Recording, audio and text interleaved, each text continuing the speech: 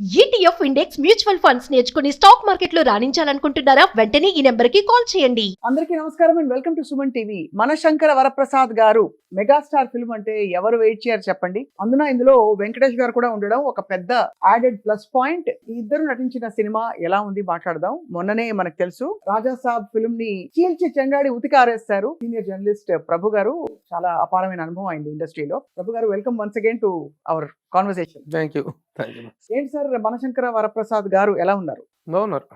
Shear entertainer. The purpose of a film is to entertain the people అనుకుంటే audience ఒక 2.5 గంటల సేపు చక్కగా ఎంటర్టైన్ చేయటమే సినిమా లక్ష్యం అనుకుంటే మాత్రం ఆ లక్ష్యాన్ని పర్ఫెక్ట్ గా రీచ్ అయినటువంటి సినిమాగా చెప్పుకోవచ్చు. అవునా? రాజా సాబ్ మీరు రాసిన రివ్యూ తర్వాత అందరూ ఉలికి పడ్డారు. మీరు చెప్పిన మాటలకి అందరూ ఒకసారి ఈసారి ఏం చెప్తారా అని వెయిట్ చేస్తున్నారు.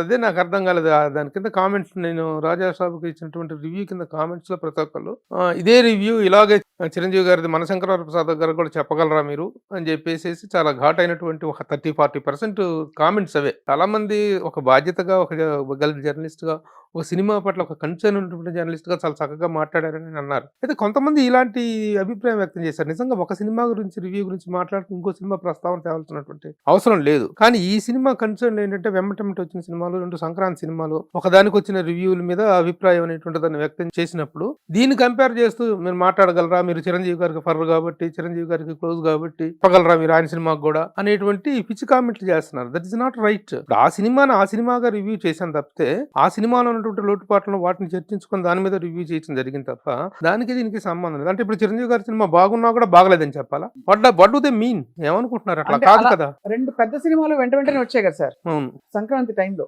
నేచురల్లీ కంపారిజన్స్ ఇవన్నీ ఉంటాయి, డెఫినెట్ గా ఉంటాయి. కోర్స్ ఈ పెద్ద సినిమా గురించి మొన్న మీరు మాట్లాడారు. ఈ సినిమాలో ఒక విషయం చెప్పాలి, చాలా హడావిడి ఏమీ లేకుండా క్వైట్ గా వచ్చిన సినిమా అని చెప్పొచ్చా ఈసారి మనశంకర వరప్రసాద్ గారు? బికాస్ అందరూ వెయిట్ చేశారు ఫ్యాన్స్, బట్ మనకి ఓహో అని పెద్ద సందడ్లు, స్టేట్మెంట్లు లేవు. ఎందుకు ఎలాగంటే ఒక సినిమా ఇండస్ట్రీలో ఒక సినిమా వస్తున్నప్పుడు అందులో అందరు చిరంజీవి గారు లాంటి వ్యక్తి ఇప్పుడు నేను ఓహో బాక్సులు బద్దలు కొట్టేస్తాం, జించేస్తాం అనే స్టేట్మెంట్ అటు దర్శకుడు గానీ, ఇటు హీరో గానీ, లేకపోతే ప్రొడక్షన్ లో గానీ ఎవ్వరూ మాట్లాడేది లేదు. కామ్గా వాళ్ళ పనులు చేసుకున్నారు, సినిమాని కామ్గా రిలీజ్ చేసుకున్నారు, చక్కని రిజల్ట్ ఎంజాయ్ చేసినట్టుగా ఉంటుంది. కానీ మన సినిమాకి ముందే చాలా ఎక్కువగా మాట్లాడేసి ఇలా బద్దలు కొట్టేస్తాం, మమ్మల్ని ఎవడరా ఆపేది అని చొక్కాలు చించేసుకొని ఎవరిని ఎవడు ఆపుతాడు? ఇక్కడ ఎవరిని ఎవడు ఆపడు. ఎవడి ప్రోగ్రెస్ వాడితే ఎవడి పత్రం వాడితే. They are the masters of their own fate. Address కూడా ఇచ్చేసేసి, లేదంటే తేడా వస్తే ఇంటికి రండి అని చెప్పేసి అడ్రస్ కూడా ఇచ్చేసేసి మాట్లాడినటువంటి దాని తాలూకు ఏంటంటే మాట్లాడుకుంటాం. సినిమా తీసుకున్నప్పుడు కొంచెం కుర్రోళ్ళు కాబట్టి ఆ యూత్ఫుల్ దీంతో కొంచెం స్టేట్మెంట్లు హెవీగా ఇవ్వడం జరుగుతుంది. వీళ్ళొక్కలే కాదమ్మా, రాజా సాబ్కు సంబంధించినటువంటి వాళ్ళే కాదు, ఈ మధ్య కాలంలో చాలా మంది యువ దర్శకులు, హీరోలు స్టేట్మెంట్లు ఇచ్చేస్తున్నారు. విర్రవిగిపోతున్నటువంటి పద్ధతి కనిపిస్తుంది. దానివల్ల ఏమవుతుందంటే సినిమాల మీద విపరీతమైన హైప్ పెరుగుతుంది. హైప్ పెరిగి ఆ హైప్ ని రీచ్ అవ్వలేనటువంటి పరిస్థితి ఏర్పడటంతో ఆ రిజల్ట్ అనేటువంటిది కూడా అలా నెగిటివ్ రిజల్ట్ అనేటువంటిది రావడం జరుగుతుంది. ఈ కానీ మనశంకర వరప్రసాద్ గారి సినిమాకు సంబంధించిన వాళ్ళు ఒక సినిమా చేశారు, చక్కగా కష్టపడ్డారు, రిలీజ్ దాకా ఎంత పబ్లిసిటీ అవసరం అంతవరకు పబ్లిసిటీ చేసుకున్నారు, ఎంత మాట్లాడాలో అంతవరకు మాట్లాడారు. కాబట్టి ఆ రిజల్ట్ కూడా అవైటెడ్ రిజల్ట్ అనేటువంటిది, ఎక్స్పెక్టెడ్ రిజల్ట్ అనేటువంటిది నీట్ గా వచ్చింది. చాలా తక్కువ టైంలో ఈ సినిమా నిర్మాణం జరిగినట్టు అనిపిస్తుంది. అంటే ఇప్పుడు జరుగుతున్నటువంటి నిర్మాణ పద్ధతులు, పరిస్థితుల్ని కనుక మనం చూసినట్టు ఒక్కొక్క సినిమా 3 ఏళ్ళు 4 ఏళ్ళు తీయటం ఒక ఫ్యాషన్ అయిపోయింది. ఆ రాజమౌళి గారు ఏ పుణ్యానంటూ ఆ సిస్టమ్ అనేటువంటిది పెట్టారు. ఆయన ఎవడైనా ఫ్లాప్లు ఇవ్వటం ద్వారా నష్టం కలిగిస్తారు ఇండస్ట్రీకి, కానీ సక్సెస్ ఇవ్వటం ద్వారా నష్టం కలిగించిన వ్యక్తి రాజమౌళి గారు. దాన్ని అభినందించాలా ఏమనాలో తెలియదు. ఎందుకంటే ప్రతి ఒక్కళ్ళు కూడా పులిని చూసి నక్కవాత పెట్టుకున్న సందంగా ప్రతి ఒక్కళ్ళు 3-20 సంవత్సరాలు 4-5 సంవత్సరాలు సినిమాలు తీయటమే ఒక ఫ్యాషన్ గా, ఆ విధంగా అంతంత చేసి అన్ని కోట్లు తగలయటమే మేకింగ్ లాగా ఫీల్ అవుతున్నటువంటి సందర్భం ఇది. అలాంటి సమయంలో చిరంజీవి గారు అంటే ఒక పెద్ద మెగాస్టార్ ని పెట్టుకొని, వెంకటేష్ లాంటి ఒక పెద్ద స్టార్ ని పెట్టుకొని, నయనతార లాంటి ఒక బిజీ హీరోయిన్ పెట్టుకొని ఇంత ప్రొడక్షన్ 6 months లో దాదాపు 125 or 130 days లో చేశారు షూటింగ్. అంత తక్కువ టైంలో సినిమాని లాస్ట్ సంక్రాంతికి వస్తున్నాను తీసేసి పెద్ద సక్సెస్ కొట్టినారు అనిల్ రావిపూడి. నెక్స్ట్ సంక్రాంతి రాకముందు ఇంత పెద్ద సినిమాని డెలివరీ చేయగలిగాడు అంటే టు బి అప్రిషియేటెడ్. అది ప్రొడక్షన్ అంటే. అది ఒక డైరెక్టర్ కి సినిమా పట్ల, మేకింగ్ పట్ల, ఇటు పట్ల ఉన్న కాన్సన్ట్రేషన్ అంటే అది. ఆ విధంగా చేశారు కాబట్టి ఆ సినిమా ఇంత తక్కువ టైంలో నిజంగా చాలా హెల్దీ ప్రొడక్షన్ అని చెప్పుకోవచ్చు. హెల్దీ అంటే ఏమిటంటే తక్కువ టైంలో తీయడం, బడ్జెట్ లిమిటేషన్స్ మెయింటైన్ చేయడం, ఒక సినిమాకి ఒక మార్కెట్ ఉంటుంది, ఒక రేంజ్ ఉంటుంది, ఒక ఇది ఉంటుంది. బట్ సార్ ఇవన్నీ క్రియేటివ్ ఎక్స్ప్రెషన్స్ కదా, క్రియేటివ్ సెన్సిబిలిటీస్ కదా. ఎంత మనం క్రిటిక్స్ అయినా జర్నలిస్టులు అయినా దాన్ని ఎలా తప్పు పడతాం, ఏ ప్రాతిపదికన తప్పు పడతాం? ఇది కొలమానం అని చెప్పడానికి 100 రోజులు తీస్తే గ్రేట్, 150 రోజులు అయిపోతే నాట్ వెరీ గ్రేట్ అని ఎలా చెప్తాం? Very good question. ఇది ఎందుకంటే ప్రతి ఒక్కళ్ళు ఆలోచించాల్సింది, సమాధానం తమకు తాము ఎత్తుక్కోవాల్సి, సమాధానాలు ఇండస్ట్రీ కూడా చెప్పాల్సిన అవసరం ఉంది. కానీ ఒకప్పుడు పరిస్థితుల్ని ఇప్పుడు పరిస్థితులను కంపేర్ చేసి, ఆ రోజుల్లో దానవీర సూరకర్ణ లాంటి సినిమా 30 రోజుల్లో తీసేశారు రామారావు గారు, దాసరి నారాయణరావు గారు 25 రోజుల్లో సినిమాలు తీశారు, 11 రోజుల్లో సినిమాలు తీశారని ఆ రోజుల్లో చెప్పుకున్నటువంటి విషయాలు. కానీ ప్రస్తుత పరిస్థితులు అలాంటి పరిస్థితి లేదు. అలాగని చెప్పి సంవత్సరాల పాటు సినిమాలు తీసేయడం కూడా హెల్దీ కాదు. హెల్దీ కాదు. ప్రొడక్షన్ అనేటువంటి దానికి ఒక లిమిటేషన్. సినిమా అనేటువంటిది యాక్చువల్ గా చెప్పుకునేది అంటే 6 నెలల్లో బ్యాలెన్స్ షీట్ క్లియర్ అయిపోయేటువంటిది సినిమా మేకింగ్, సినిమా నిర్మాణం, వ్యాపారం. ఆ బౌండరీస్, ఆ లిమిటేషన్స్ దాటి వెళ్ళిపోయి సినిమా మేకింగ్ పట్ల ఏమాత్రం బాధ్యత లేకుండా రోజుకు ఒక షాటు, అర షాటు, ఒక సీను, అర సీను తీసేసి చాలా గొప్పగా తీసేసాం అనేటువంటి ఫీలింగ్స్ తోటి ప్రొడక్షన్ ని డిస్టర్బ్ చేస్తున్నారు, డిస్ట్రాయ్ చేస్తున్నారు. ఆ పరిస్థితుల్ని ప్రశ్నించాల్సిన అవసరం ఉంది. కాబట్టి ఇన్ని రోజుల్లో తీస్తే గొప్ప, ఇన్ని ఎక్కువ రోజులు తీస్తే ఇది అనేటువంటిది కాదు. ఇన్ని రోజుల్లో తీసినప్పటికీ, ఎంత తీసినప్పటికీ కూడా what is the final output, bullet దిగిందా లేదా, అది ఇంపార్టెంట్. అది ఇంపార్టెంట్. ఆ పాయింట్ ఆఫ్ వ్యూ నుంచి ఈ కాంబినేషన్ ఎలా కుదురుతుంది సార్? వెంకటేష్ గారు, చిరంజీవి గారు. వెంకటేష్ గారిది అనుకోకుండా వచ్చినటువంటి ఒక గెస్ట్ క్యారెక్టర్, లాస్ట్ 20 minutes లో వచ్చేటువంటి క్యారెక్టర్ అది. అయినా కూడా అది ఒక యాంటిసిపేషన్ ఉంటుంది కదా. వెంకీ గారి ఫ్యాన్స్ ఎంతమంది ఉన్నారు? అవును, యాంటిసిపేషన్ ఉంది. ఆ యాంటిసిపేషన్ ఉంది. అయితే సినిమా అనేటువంటిది ముఖ్యంగా మనశంకర్ వరప్రసాద్ గారు అనేటువంటి సినిమా గురించే మాట్లాడుకుంటే, వెంకటేష్ ఫైనల్ గా వచ్చినటువంటి ఒక చిన్న గ్లింప్స్ అద్భుతంగా ఉంది ఆ కాంబినేషన్ ఇద్దరిది. ఓవరాల్ గా సినిమా గురించి చెప్పుకుంటే, from the beginning to the end it is a sheer entertainer. సరదాగా ఏ సినిమా, అదే ఇందాక నేను చెప్పినట్టుగా సినిమా అనేటువంటిది 2.5 గంటల ప్రేక్షకులకు వినోదాల విందు అనుకుంటే, ఆ విందు అనేటువంటిది ఎంత బాగుంది, ఎంత కన్విన్సింగ్ గా ఉంది, ఎంత లవ్లీగా సాగిపోయింది, ఎలాంటి అబ్సీన్ సీన్స్ కానీ, ఎక్స్పోజర్ కానీ లేకుండా సకుటుంబ సపరివార సమేతంగా కూర్చొని చూడదగినటువంటి చక్కని ఇది. యాక్షన్ ఉంది, సెంటిమెంట్ ఉంది, చైల్డ్ సెంటిమెంట్ ఉంది, క్రైమ్, ఇవన్నీ కలుపుకున్నటువంటి ఒక సినిమాని చక్కగా హ్యాండిల్ చేయడం జరిగింది. అండ్ ఇందులో ముఖ్యంగా అంటే మనకు తెలిసి పాటలు ఎలా ఉన్నాయి సార్? పాటలు తెలుసు కదా, సూపర్ డూపర్ హిట్ అయినటువంటి ముఖ్యంగా మీసాల పిల్ల సాంగ్ తోటి ఒక అద్భుతమైన రేంజ్ సాంగ్. ఆ పాటకి కవర్ సాంగ్లు చేయడం లేరు. ప్రపంచవ్యాప్తంగా అన్ని దేశాల్లో నుంచి, అన్ని చోట్ల నుంచి కవర్ సాంగ్ అనేటువంటిది చేయటం చాలా హిట్ అయింది. అలా మిగతా విషయాలు కూడా భీమ్స్ సిరిసోలియా మ్యూజిక్ చాలా మంచి మ్యూజిక్ ఇచ్చాడు. చాలా ప్లజెంట్ సినిమాగా దాన్ని అన్ని విధాలుగా మ్యూజిక్ పరంగా కానీ అన్ని యాంగిల్స్ లో కూడాను. కథ కూడా పాత కథని పట్టుకుని మళ్ళీ గొప్ప కథ ఏం కాదు.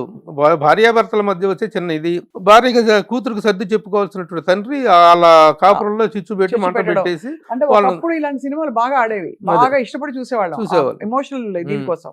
అవును, ఇలాంటి సినిమాలో ఇలాంటి ఒక ఫ్యామిలీ ఎంటర్టైనర్ లో చిరంజీవి అనేటువంటి ఒక మెగాస్టార్ తాలూకు ఇమేజ్ ని ఫిట్ ఇన్ చేయడం చాలా కష్టం. అలాంటి ఒక మెగాస్టార్ తీసుకొచ్చి ఫ్యామిలీలో మీసాల పిల్ల సాంగ్ లో ఆయన బతిని ఆడుకోవటం, తలుపు కొట్టి మొహాన్ తలుపేసేయటం, ఒరే చలిపడుతుందిరా దుప్పటి కాపడం అని చెప్పి ఆయన పడుకోవటం, ఇవన్నీ మెగాస్టార్ యాక్షన్ ఇమేజ్ కి సంబంధించినటువంటివి కాదు.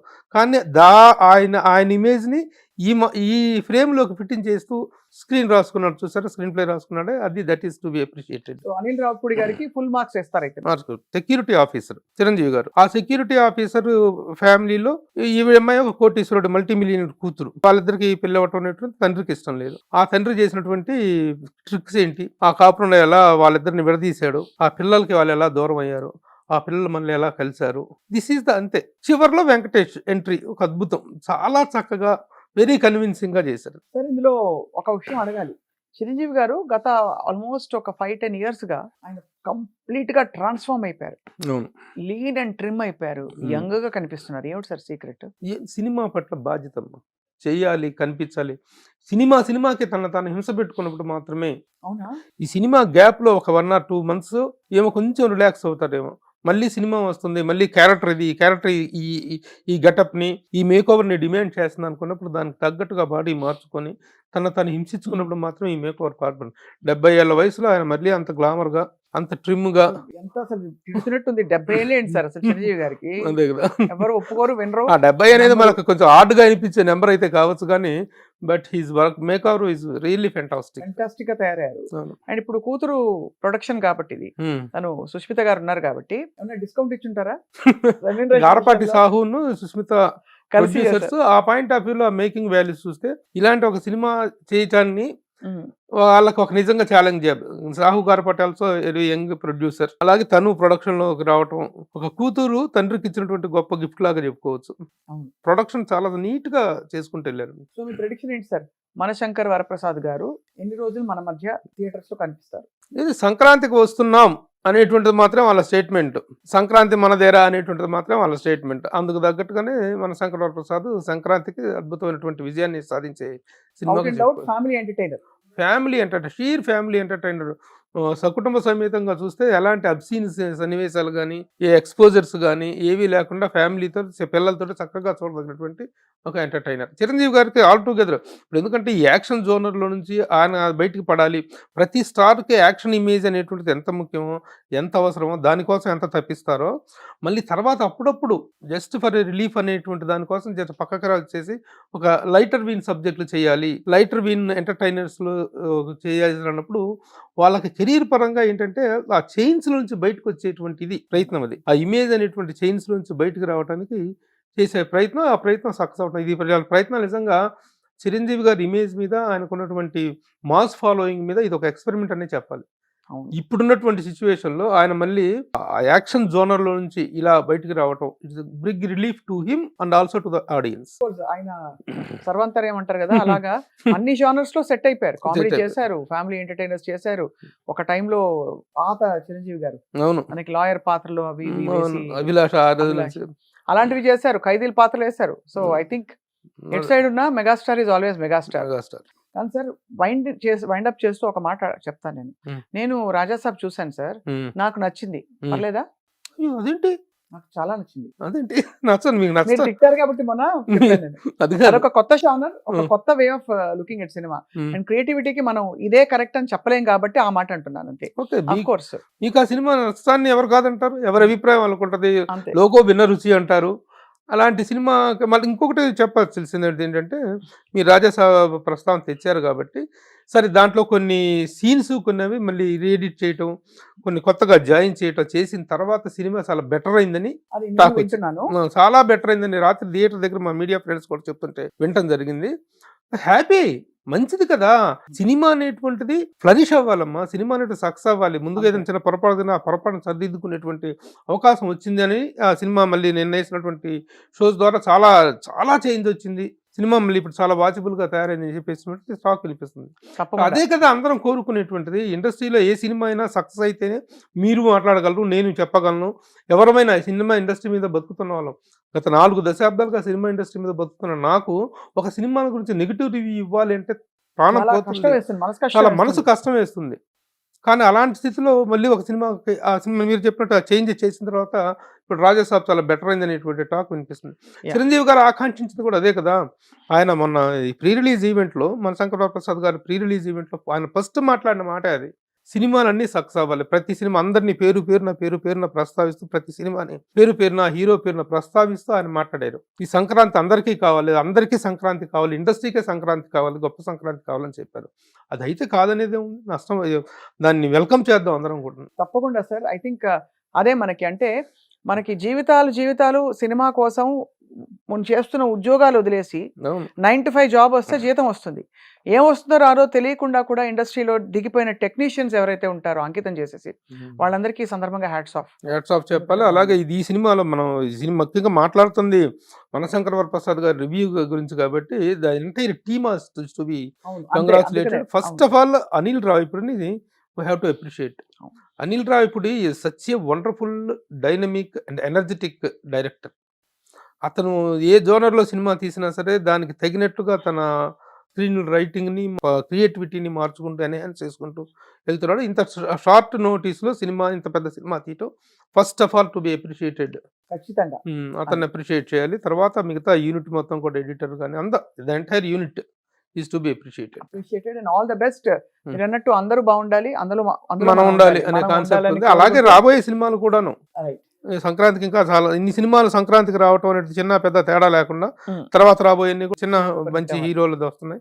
ప్రతి సినిమా హిట్ అవ్వాలి. ఆ రోజునే మనందరం కూడాను we can enjoy the fruits. తప్పకుండా సార్, మీకు సంక్రాంతి శుభాకాంక్షలు. సుమన్ టీవీ ప్రేక్షకులందరికీ కూడా సంక్రాంతి, అలాగే కనుమ, భోగి, అన్ని పండుగలు బాగా జరుపుకోవాలని చెప్పి కోరుకుంటున్నాం. అలాగే కుటుంబ సమేతంగా అన్ని సినిమాలు చూసి ఆదరిస్తారని చెప్పి కోరుకుంటున్నాం సార్. థ్యాంక్ యూ నమస్తే అమ్మా.